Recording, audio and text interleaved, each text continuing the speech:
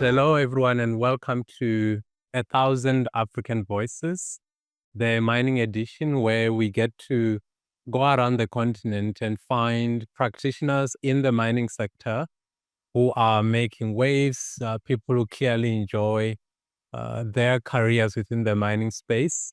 And hopefully, in the conversations that we will be having with these individuals, young people can find some inspiration to say, perhaps there's a future for me in the world of mining.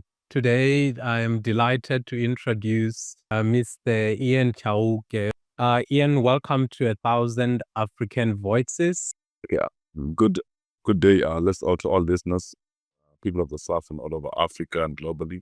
I grew up in Kagiso, in a township, Kagiso neighboring what we call both Krugersdorp and Soweto. So it's just in the south, part of the southwestern township, but predominantly on the Krugersdorp side, which is currently now known as Mahalo City. So grew up in obviously the old Western Deep Mine, while was still the Randfontein mines and the Roodepoort mines and the likes of Harmonies were still the big mines at that time in the Western Deep, as well as obviously growing up playing in some of the mine dams of some of these mines, and that's how we grew up. And I think uh, in that childhood, I mean, I remember quite vividly. My parents would say that if you don't go to school, you're gonna end up working in the mines.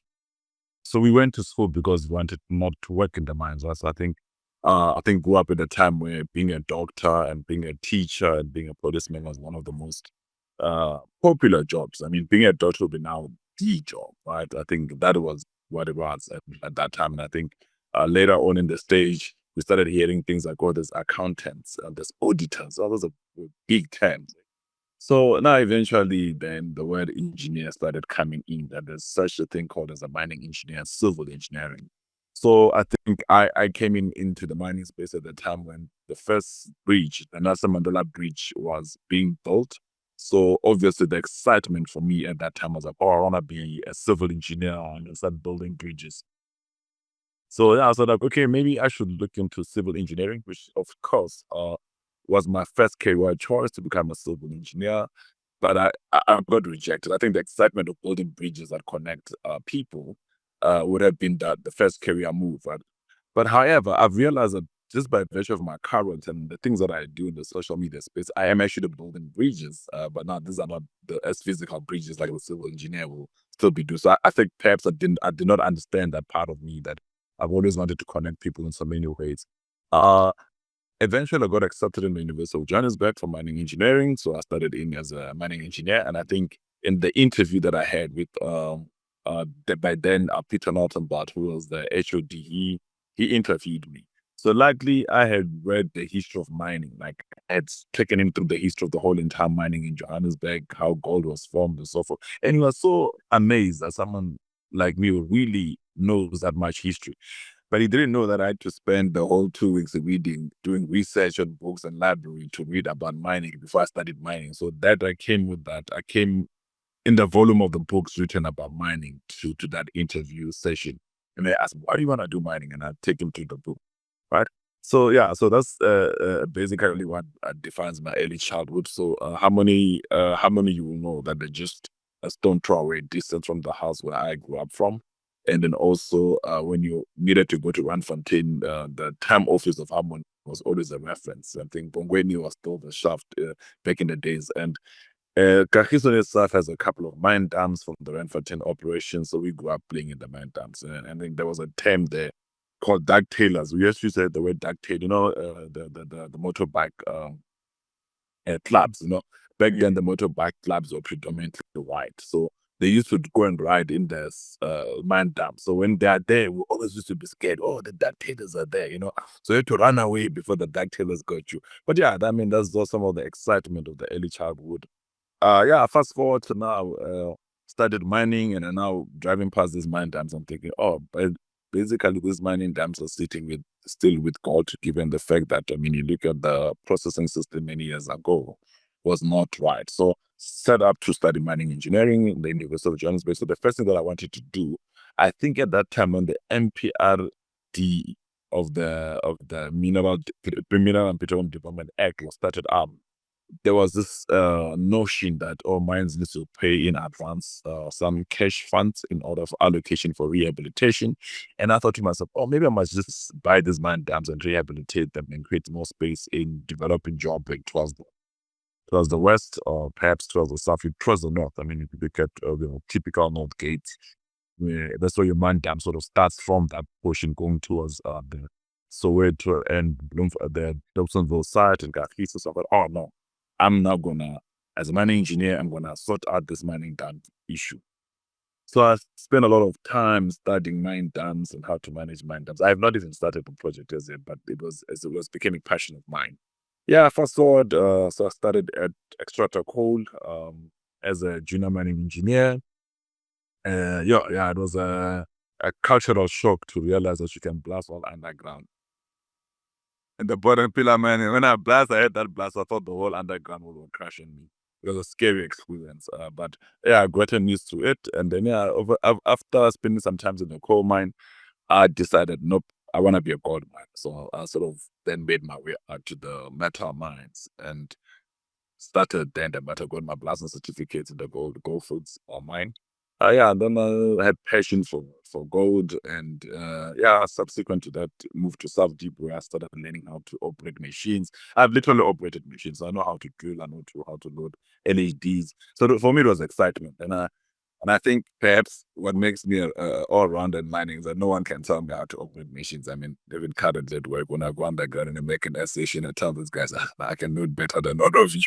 So I know the tricks around these things. And I mean, it sort of makes you gain respect from employees where you have a sort of a practical understanding of how things work. And I think that has given me a sort of an up advantage in the mechanization space. When I come across people like yourselves who have chosen a certain career path and they clearly enjoy what they do, there's a flip side to that where others find themselves, for whatever reason, trapped in a career that they don't enjoy, and 40 or 45 years go by and they can never truly live up to their full potential.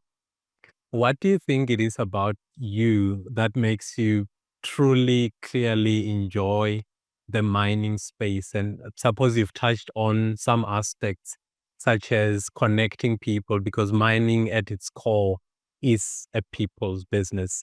But I'm interested to get your perspective on why you think you enjoy being in the mining world as much as you seemingly do. Look, first, let me give credits to a pastor that mentored me all my career life. And I think in his mentoring, one of the things that he told me that I could still remember quite vividly, that speaks to the question that you've just raised, is that he said to me that he took me to a story where Moses, during the time when Moses needed to hand over the baton to Joshua to take over the journey of the Israelites into the promised land. And now Joshua battling with the fact that he's not the most favorable person for the role. I mean, the likes of Caliber, the more confident people that could sort of take up such a role. I mean, taking up after Moses, such a very big role. I mean, moving such a million of people in such an exodus, when it's not going to be an easy thing for somebody that was a bit shy and a bit reserved. And he taught me the whole concept of being courageous, right? So I think what I've done there now in your modern English, they'll call it that you're outspoken. So those are the call courage as being outspoken. They'll call it as being not second guessing yourself. So I started saying that, you know what, for me to have influence in anything that I do, I need to be so good at it that I have the confidence that I'm not in a position where I second guess myself. So when I got into the mines, because when I was in South Deep in particular, uh, I used to be roaming around the mine. So it gave me enough time to learn how to operate machines. So that by the time I became a miner, I knew my ins and outs and of everything else. And then I was so good in relationships. So the geologists at that time used to teach me a lot of things, and the surveyors would teach me a lot of things. I never forgot some of the things, information that helped me successfully, I think, through the previous South Deep team at that time. Some of the service department have successfully assisted me to pass my MO through the lessons and what I've picked up. So what did that do? was obviously subsequent to that, I did so well in my mind overseas. It took me about 3 months to do both part A and B. Uh, but I think the more knowledge you have, it puts you in a position that of being very confident of yourself, right? And I think that confidence is what actually made me survive, because I felt like, you know what, no one should tell me anything about mining. I'm in charge, you know. So I never really wanted to lose. I wanted to be better than everybody else, and which I did. At South Deep, I did. I outperformed everyone that was good there. I remember doing the ton of gold. I did a ton of gold with 2 West and 3 West single-handedly. That's how massive. I used to blast 5 panels in 24 hours in a shift. I used to blast off panels in a shift. I was running 3 West mega section like nobody's business, eh? So yeah, that actually raised so much confidence in me. But then I think what sort of kills a lot of mining engineers in particular, or graduates, a lot of people, is that yes, mining is historically entrenched with its own history, still stuck with some of the old mining boys, and it's got its own culture. And sometimes breaking through those culture barriers, it came in through the whole concept of meritocracy, that you need to be educated. When you get to the mandatory, no, education doesn't blast faces. I didn't care. All I did, I used the education to be a best blast. I used the education to be the to manage my blasting fragmentation and advances. That's what I did. I mean, I studied a lot in terms of blasting and explosive to become a good blast. So that in itself, so some of these experiences and being able to produce more meters gave me a lot of confidence, to a point where I didn't care. It made me navigate through politics. I cannot fully say that I've fully know how to navigate through politics, because of course, I mean, there's certain things that you just don't accept, and you put your foot on it to say this is not acceptable. But I think for me personally, what has helped me is the encouragement through my pastor, in particular, Pastor Bishop Nkazani. And also, furthermore, having grown up at that time, we grew up at a time where the likes of TDJX was just starting up.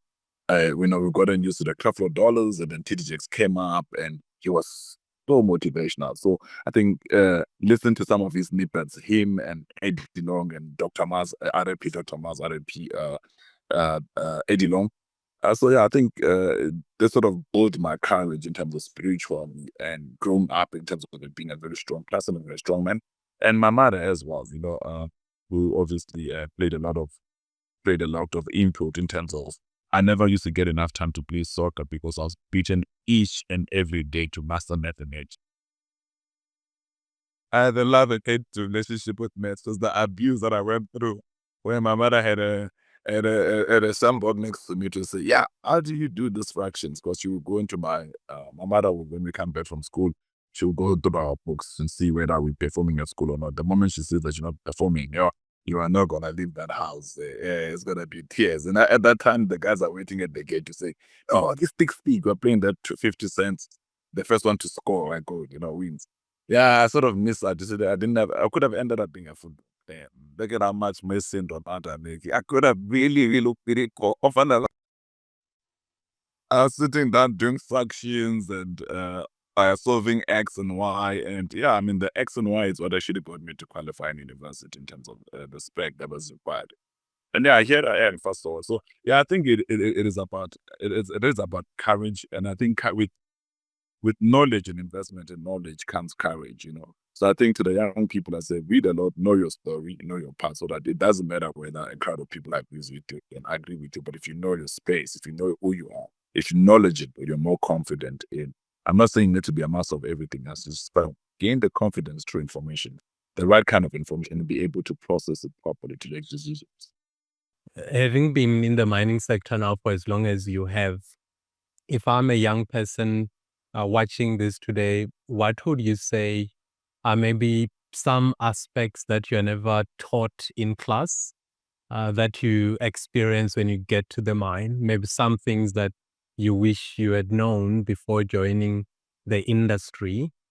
If you have any insights at all for a young person just graduated and they're thinking, oh, what's next? I wonder what it takes to be a successful mining engineer or geologist or surveyor. For me, in particular, I don't know whether I should say people should learn leadership, or leadership is whether leaders are born. But I think leadership skills and communication skills first thing first, those are very important because these are personal stuff. It's not something that you can just go out there and learn. Uh, but but now, if I have to give an advice to young people, I'll say to you, while you're working on, I mean, okay, maybe before we go to them now, I mean, like currently now in university, I think they should participate a lot in terms of the structures that are there in university in order to sort of measure their leadership skills in terms of the society like that. The likes of Mining Forum and many other SMEs, Invets, you need to participate in order to be in charge of leadership positions and roles. Be a class rep, let's go get used to be a leader, right? First and first. But once you're out of the university, now going to the working industry, I think that each and every student must have a minor overseer modules, the module A and B modules for minor overseer, right? Why? Because that sort of gives a more practical exposure to what mining is. So while you're doing your blasting ticket, is to sort of inundate yourself in terms of the content of the man overseer module in particular, right? I mean, everybody comes into mining and they want to do the MMC. The first things like, I want to do my MMC. I got to get my blasting ticket, do my MMC. I think in terms of experience-wise, is to then get the modules for mine overseer, read them, right? And then sort of try to ask the mind, whoever's your mentor in charge of in the mind, to sort of expose you into those modules, or the facilities of those modules. For instance, uh, I tell my boss, I know I don't work Saturdays, but every time when they do shaft exam on Saturday, can I please be part of the shaft exam team? So by exposing yourself to shaft exam, you're already a step ahead by the time you do your MO ticket. You're busy doing your blasting, but you're now exposing yourself to how's the shaft exam, how does the humble hook work, how the safety measures that sits in the shaft, the different mechanism that sort of sits the marshal devices in a shaft. So that's what I did, understanding the pumps, how the water goes underground, how the compressed air goes underground, understand the instrumentations in different service departments. And that sort of makes you understand, by the time you blast, you understand the whole entire value chain of mining. At least from an operational point of view, not from a business point of view, right? And then obviously, once you've grasped that, and I mean, you must make it you need to do so religious that you should know the Manovas books from back and front, from page one to the last page. Like, I mean, if you're religious, knowing the Genesis up until Revelation, kind of a discipline. And you live that, you make it a lifestyle. And not only do you just read the book just for the purpose of consuming information, but it's also to ask and rotate yourself, around those facilities. And I mean, if you're doing a ventilation, go to the ventilation department, go down to the ventilation team, understand how sealing off and how air is controlled in the mine. So that by the time you start doing your blasting certificate and you pass, what will make you a blast mining engineer is that appreciation, that time invested in that knowledge will pay you back so bad that you'll outperform and outdo your colleagues, because you would have been like steps ahead of all of them, right? And then from there, the mine manager certificate, the law book shouldn't be something that we read when we're waiting to run for our mine managers. It should be something that we should be reading every day. I mean, uh, you it's very difficult to comply in mining, and the reason why that compliance is quite difficult because nobody reads the law up until something happens and everybody's using the book. Because we should live in the lifestyle to say, risk assessment, how do we do it? If this thing happens, how do we do it? If that happened, how do I improve my operation in terms of compliance, right? And it's that kind of an attitude and energy that is required. And a lot of people just don't do that. A lot of people go around duplicating other people's success. What works for Ian probably not work for someone else, but I can definitely tell you that if you follow the protocol of the Mine MO book and do the practical exposure to expose yourself to the practical of it, you should definitely be able to do better. And I think that is, to me, something that I mean, most of the students sort of tend to be exempted from writing the part A's and B's and up until the mine managers, so they never get to get exposed. And then plan reading, understand how to read the plan and understand the geology, and sit with geologists and surveyors and sort of understand how their worldview are the understandings. The basically, the long and short of it is the understanding of the whole entire value chain, in particular from an MO level, right? And then so once you get your blast certificate and you start doing your MO level and your mine managers, if you get it much earlier, is to then sort of expose yourself to MTPs, like managerial development programs, in order to make sure that you now understand, you transform your mind from just operation to managerial level of doing things. And if you can be able to finance it yourself, refinance it. If not, if the system can finance it yourself, let it finance it. But we should have money. Like, as a young person, should I get into mining? Is it a rewarding career choice? I think that passion is a choice. You choose to be passionate about something, and then you invest your energy in that particular thing.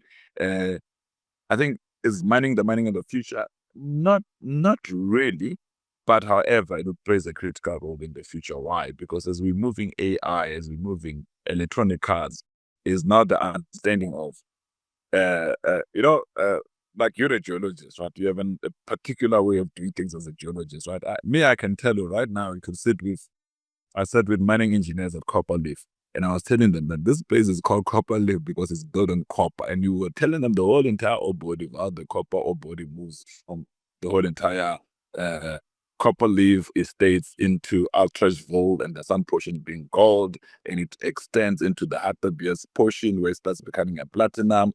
And the whole but and the guys are like, hey, how do you know? Get it? That's the thing. Get it? Without even drilling any borehole to do studies of inferred resources, I can literally tell you that if you drill here, there, you should be able to find minerals. Because a geologist would disagree with me that, no, you need to drill as many holes as possible. I'm like, man, I don't need to be a geologist to know that if I can drill just anywhere past the farm of South Deep, I will get gold. It's a given if I understand how the basin is, right? Without even having to do all. And I think perhaps is that lack of understanding, right? And that I think we do like, and I think that, like I said, it comes from more reading and more learning. Actually, needed more than anything else, investment of time in learning, and more reading. And not only just reading that says you just inundate yourself with information, but the kind of reading that says I should be able to, like for instance, I think Zamas are better miners than some of us with degrees. For them to go to dangerous conditions and still be able to process the gold, still able to process without metallurgists. That, I think, to me, are the greatest miners of all time.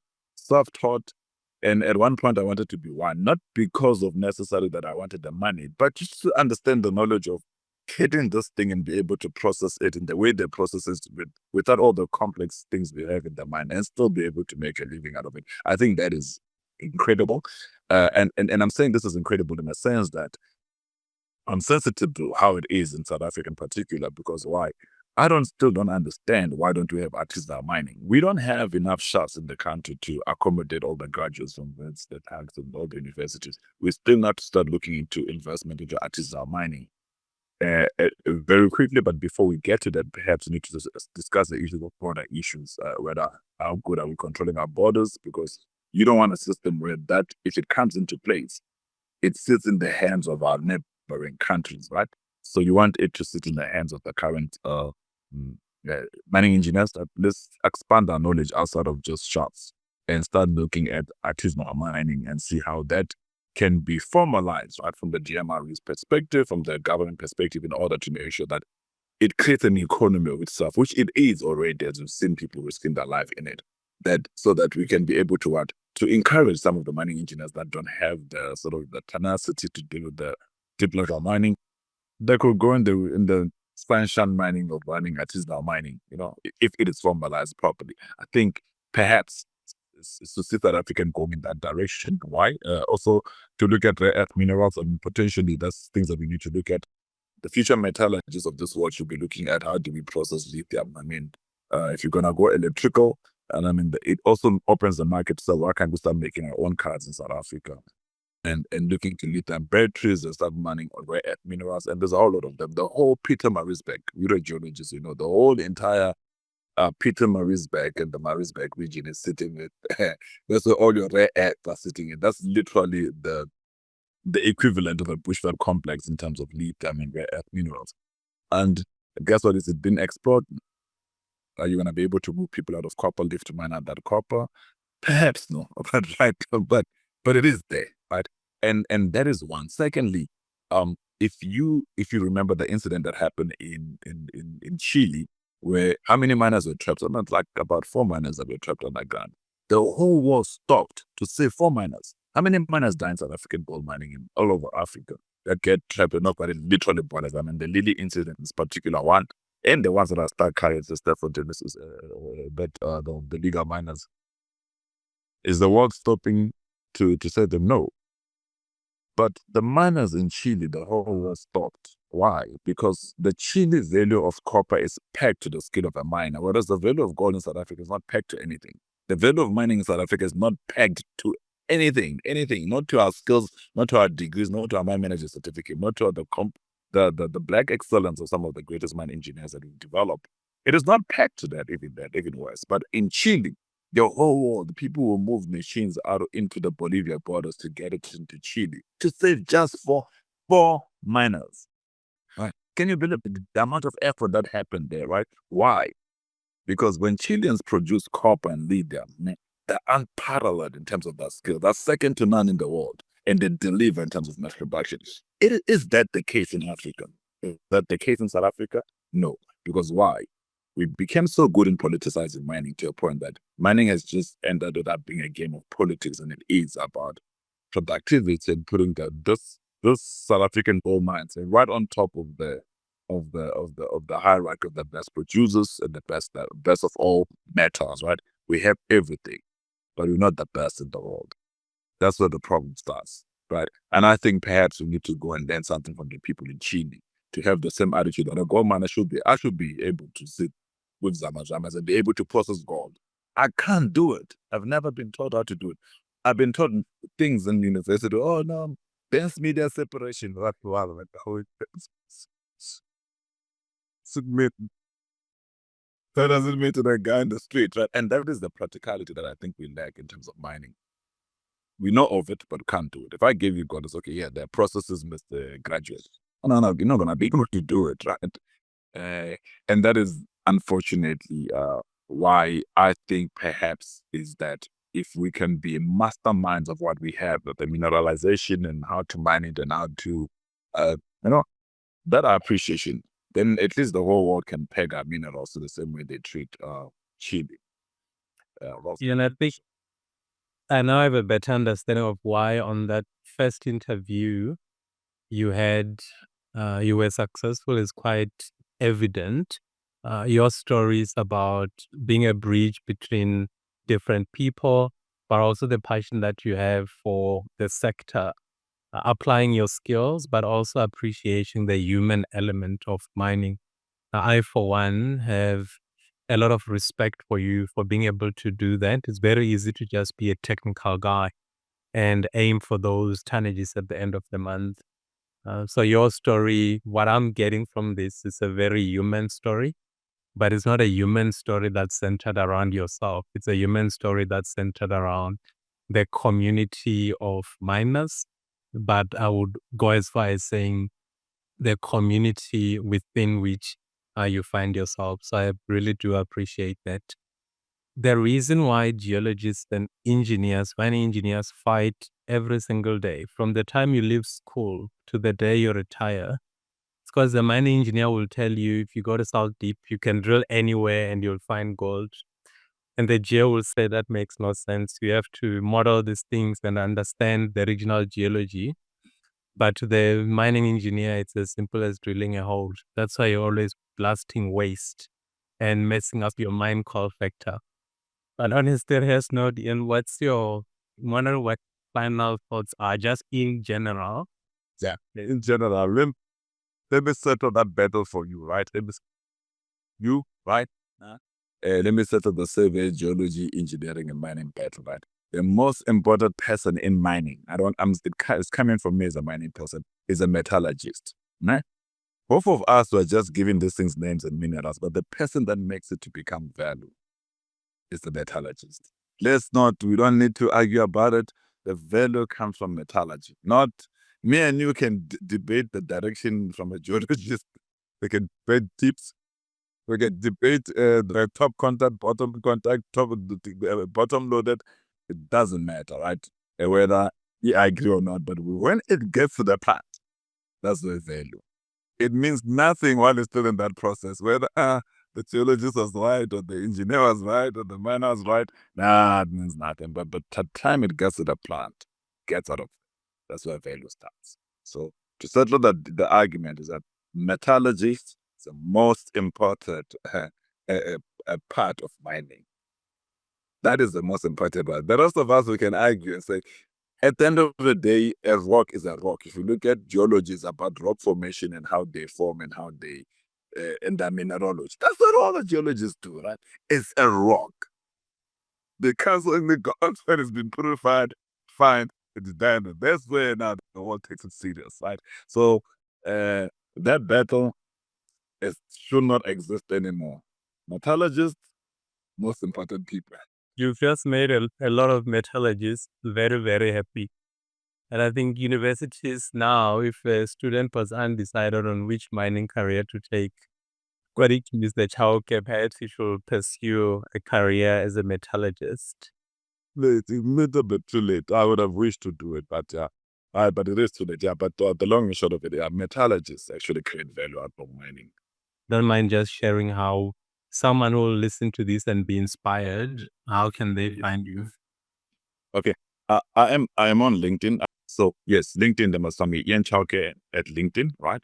And then and the other thing that I'm so exciting, if there's people in LinkedIn listening that will listen to the interview, or anyone that's listening to the interview, there's something that I wanted to do and I always wanted to do, and hopefully they say you must speak out your vision out there. Perhaps the listeners will hear it. I wanted to open a mining gear show that is similar to Top Gear, where we could literally put all the mining technology and put it into test, right? Because I think I'm tired of hearing all the promises some of the manufacturers are giving us in terms of the machinery. So that would be nice to compare a Sandvik machine versus a Dow machine or versus a GHH machines, right? And we can literally practically take them into a mine and challenge the durability, and also not look at the durability from an engineering perspective, also but the running cost of maintaining a Sandvik versus a GHH.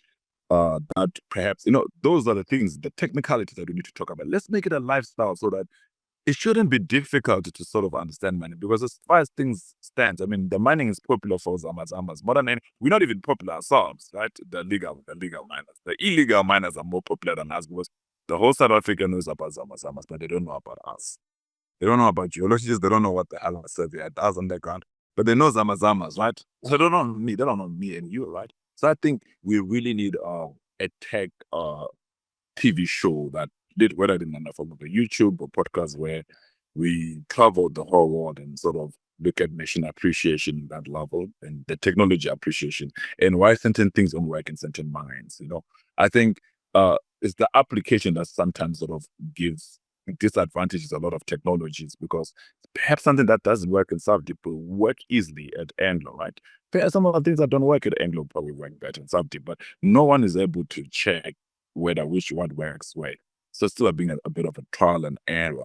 But I think a show like that should be able to sort of deal with that trial and error, so that most managers, the upcoming ones and the current one, can be able to make decisions. Because I think a lot of people in a high level management who have never grown up in the appreciation of mechanization, and now all of a sudden you're a GM and been there for years now, and you don't understand the breakdown of a loader, right? It's very difficult, right? But if you have a show that you can watch and say, oh, so this is what the reason why this thing happens, that would be exciting. That would be the go-to place for people that sort of want to have a high-level understanding before they make a decision whether they buy a Sandvik versus a GHH.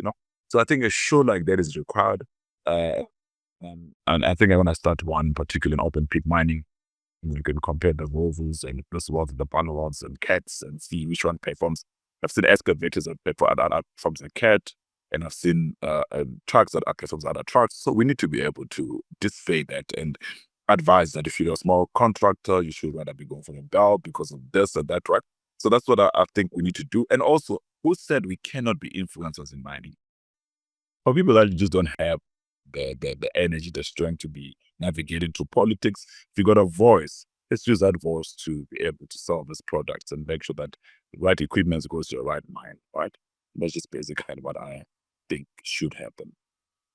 And so I do wish you well. I hope that comes to pass, comes to pass. But for today, Mr. Chauke, this has been a fascinating conversation.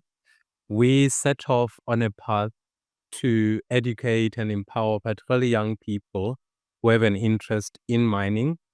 And we thought we'll get people like yourself with the passion that you have and hopefully that will have some impact on one person, maybe 100 young people who want to enter the space of mining, because it's a particularly exciting space. It's a rewarding one. And it's one that once upon a time was the economic hub of the South African economy. And I'm of the view that with better management, we can return this to its golden age. But for today, I really do thank you for coming onto our platform, 1000 African Voices, the mining edition. I could not have asked for a better guest. Thank you. Thank you so much. I really appreciate it, and all the best with the show. And I'll follow the show as well. And yeah, it's bringing as many people as there are, so that we can amplify the voice. And thank you so much, and all the best in that space as well. So no, thank you so much, and to the listeners, thank you so much. Hope you enjoyed the show.